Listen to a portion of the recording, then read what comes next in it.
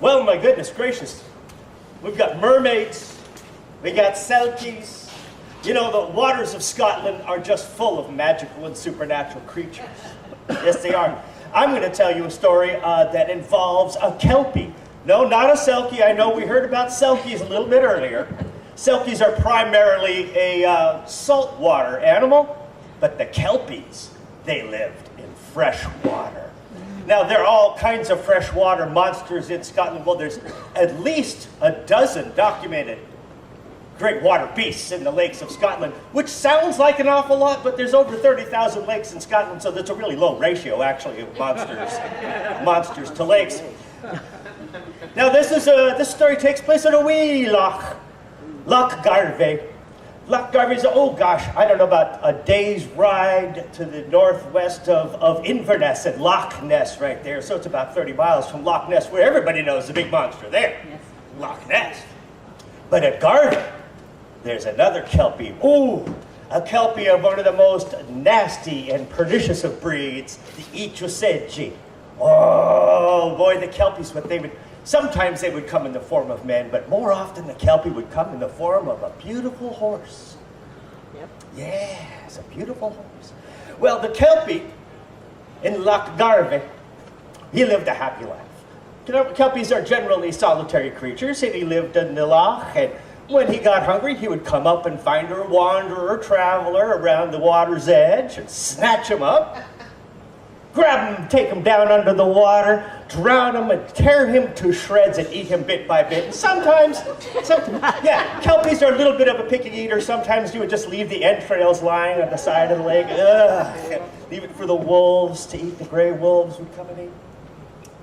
This particular day, when this Kelpie was up on land searching for food, he saw a beautiful maiden. She was fine body woman. She was a fine body lady.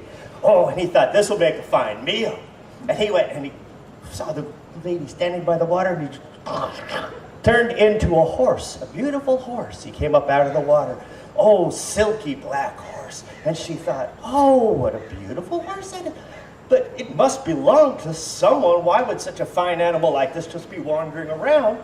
I should take it back to town. Somebody obviously has missed the horse, and I'll take it back to town. She set to sitting on the back of the horse. She hadn't heard the stories. Because everyone knows if you set yourself on the back of a Kelpie, you cannot get off again. Oh, the Kelpie's magic holds you fast to the back of the horse. So this beautiful woman climbed on the back of the horse, and she was going to take it back to the village. But no, the Kelpie was having none of it.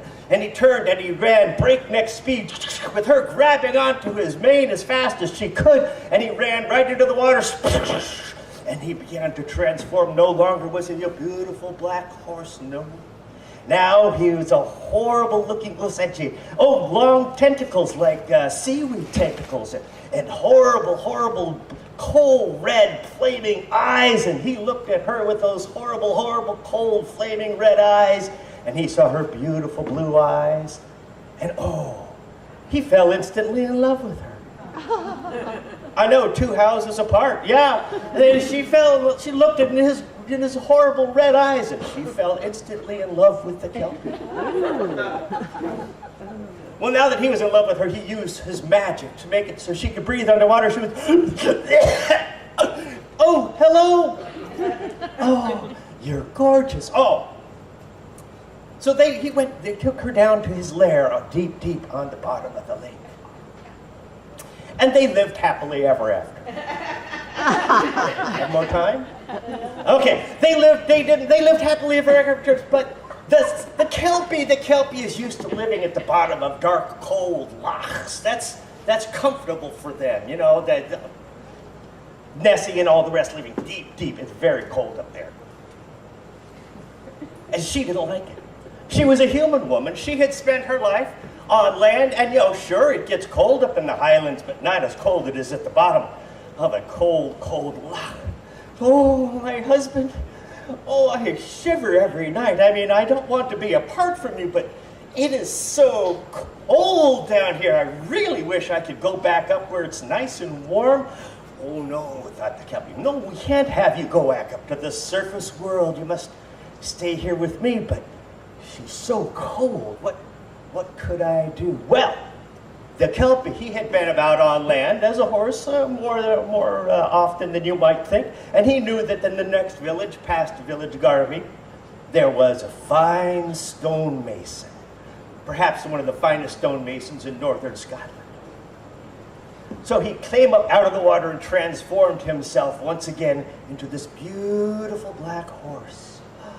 And he walked his way to the next village where he knew the stonemason lived. And he went up to the stonemason's house and he whinnied, "Ee!" and he clapped his hooves on his doorstep. "Ee!" Well, the stonemason came out and he saw, as we know, the beautiful black horse, silken mane, shimmering like satin. And he too thought like the lady, someone has lost this beautiful fine horse. Someone in town must be looking for this horse, I'm certain.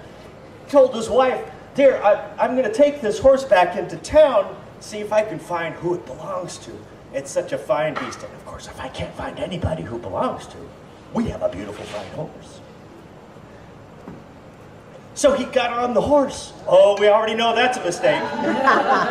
Oh yeah, that's a mistake. He got on the horse's back and headed toward town. Oh no, the Kelpie was having none of it. Now that the man was stuck on the horse's back and could not free himself, he felt himself being trundled through the countryside at breakneck speed on that horse's back, and he saw he was headed towards the lake. Oh my gosh, the lake! And he got closer to the lake.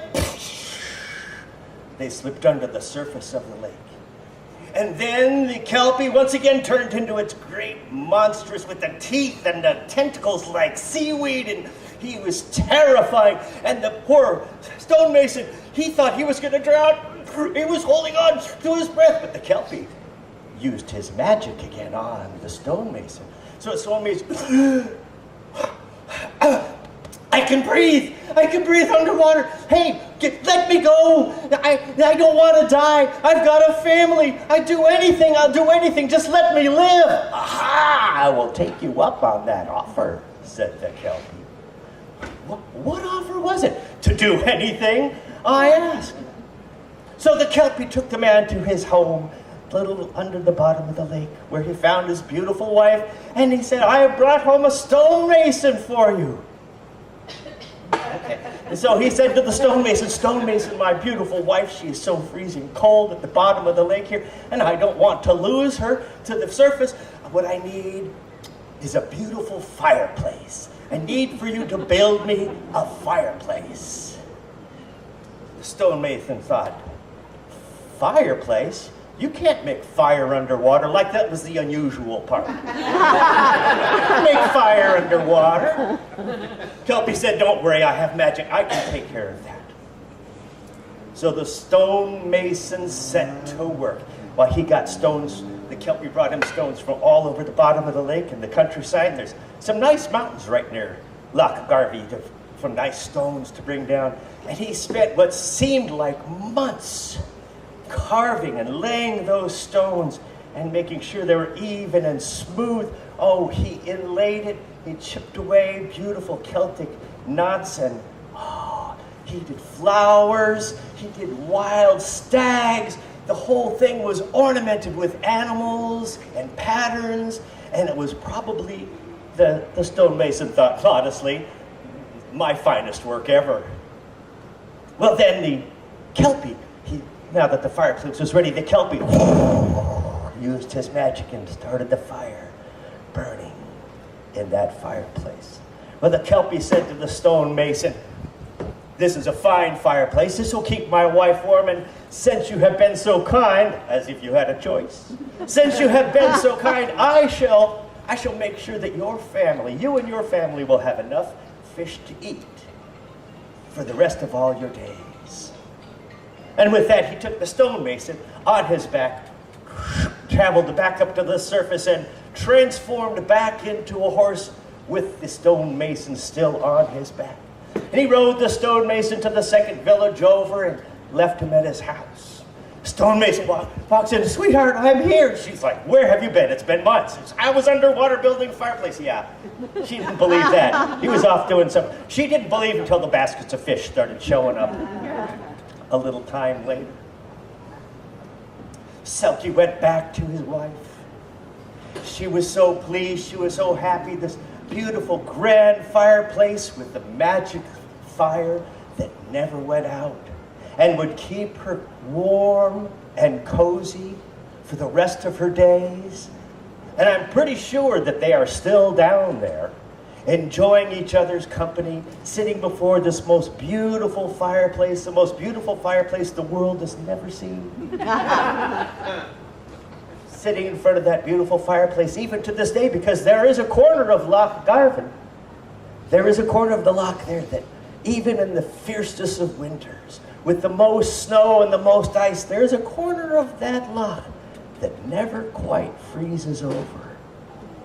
Because the Kelpie's chimney is right below, keeping his bride nice and warm, and living happily ever after.